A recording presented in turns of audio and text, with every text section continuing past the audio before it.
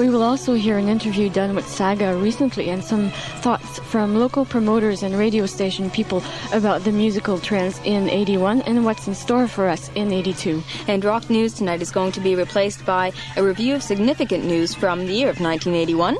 Plus, we have Take 45 and a review of an EP by Yvelle Champagne. You have tuned in to the Vinyl Hour on 93.1, and you're with Monique and Diane.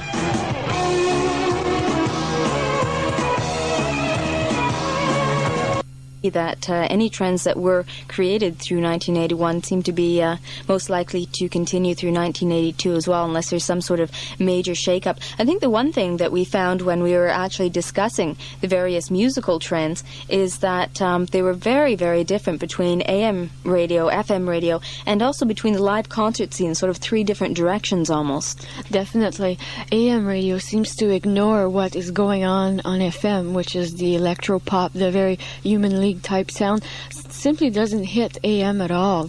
It's strange because it is so popular in both. It is popular in record sales. It's also popular in the dance clubs, and it's quite strange that they ignore it. Perhaps it just doesn't have a big enough audience for them. Whereas FM has seemed to stay fairly middle of the road for most of the commercial FM stations, still sticking with the old Supertramps and a lot of the safe rock and roll material, but also starting to combine some of the electro pop, starting to play things like the Human League, and just beginning, I think, now to branch out and experiment a bit.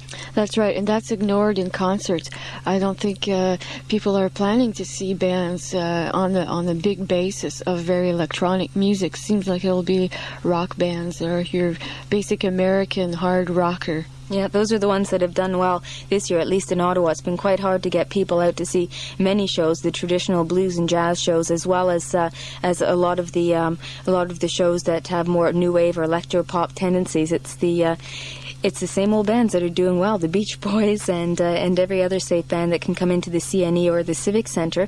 What we decided to do is to call up various people who were involved in both AM radio, FM radio, and the concert scene, and ask them what they thought the musical trend in 1981 was, and what they foresaw for the year of 1982. We started off by speaking with Greg Torrington from CHEZ-FM. To me, 1981 didn't seem to be a very exciting year as far as musical explorations go. So-called, safe groups like REO Speedwagon, Styx, and Journey capitalized on their own formulas.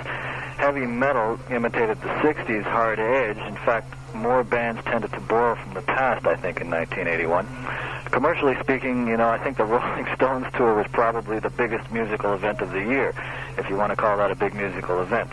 I don't think a tour like the Stones would have as strong an impact on the future of music as, say, something like the death of John Lennon did in 1980. Not to say that that was a musical event, just a big turning point for the future of music. 1982, what 1982 will bring and what I'd like to see are probably two different things. My pessimism probably stems from sort of noticing an extreme reluctance from the record industry in their search for new artists. So I'd probably have to say that 1982 will probably be a bumper year for the retro rock, heavy metal, and the like. I am still optimistic insofar that I'm looking forward to brilliant albums from people like Pete Townsend, Peter Gabriel, Kate Bush, and Steve Winwood, just to name a few. We still have to depend on the British, it seems. Also, I think 1982 will probably be the year that REO Speedwagon creates the biggest turkey of an album yet to be seen by mankind. I hope you have a great new year.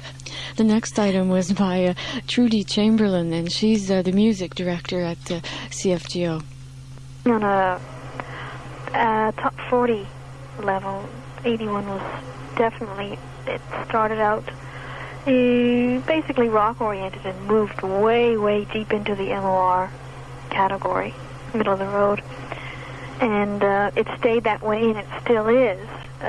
If you look or if you see a top 100 anywhere, be it on the stateside or when it comes out here in Canada, that it looks like they scraped to find 100 tunes. And all of them that I had seen, like in the Billboard Top 100, a lot of them don't even belong there. They didn't even make it to the top 30, let alone top 10. And for 82, I can see MOR hanging on just a little bit longer. And maybe in the middle of the year, I just don't know what's going to happen. It looks like, rock and roll will always exist. From an FM point of view, it'll always be there. But when you're talking about pleasing the majority of your audience, you still have to think about your upper demos, your, people over 35 or even 25 now. And I think for them they're going to get tired of the easy listening, middle-of-the-road artists like Kenny Rogers, Anne Murray, and Sheena Easton, and Neil Diamond. And I think they're going to be looking for something completely different. Debra Rathwell, the concert promoter for Treble Clef, didn't seem quite as disappointed as either Greg or Trudy about the musical trends of 1981 or 1982. That I'm not quite sure. I can't put my finger on it, but I think more along the lines of Julio Iglesias, but like something really, really different. I'd have to say that in 1981, I would see the trend as music moving towards the right in the same way that politically the country seems to be moving towards the right. Punk is disappearing. Music just seems to be straightening out into a pure form of rock and a pure form of pop again. That's what I'd have to say. And as to what's going to happen in 1982, I don't know yet. I don't foresee anything extravagant happening this year. Do you have maybe an insight on which groups would be coming in? In 82, I would have to say that a lot of the top, so to speak, I'd say top 40 bands that we saw last year, for example, Foreigner, probably Journey again, possibly Hall & Oates. Who else have we got planned? Oh, a lot of the big bands that I don't think we've seen around in a while. I can't think of anyone else offhand, and some of the others I'm not releasing at this point. Next, we talk to Dennis Ruffo, who's in charge of the Paradise Room. In terms of trends of 81, I think in many ways that a lot of the new music sort of opened up to a more commercial status during 1981.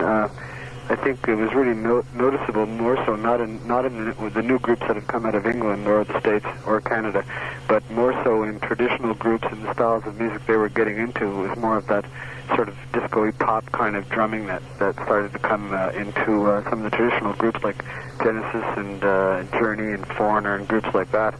And I just think that the whole new music thing has finally gained some kind of acceptance and respectability to the sort of the commercial fanatics. A good example, of course, is the Police and their innovations in music and how commercially respectable that has become.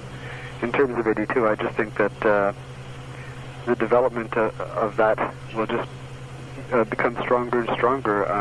I think the electronic sounds of groups like Orchestral Maneuvers and Simple Minds will also, probably gain more and more commercial respectability. And those are the major observations. I think in many ways, a lot of traditional music has really fallen flat, like some of the acts that we brought in 81 that traditionally did well for us just didn't prove out. And in case in point were some of the blues acts that, over the past 5 or 6 years have done really well in this market and just didn't draw well. And a good example of that, of course, is the Blues Festival.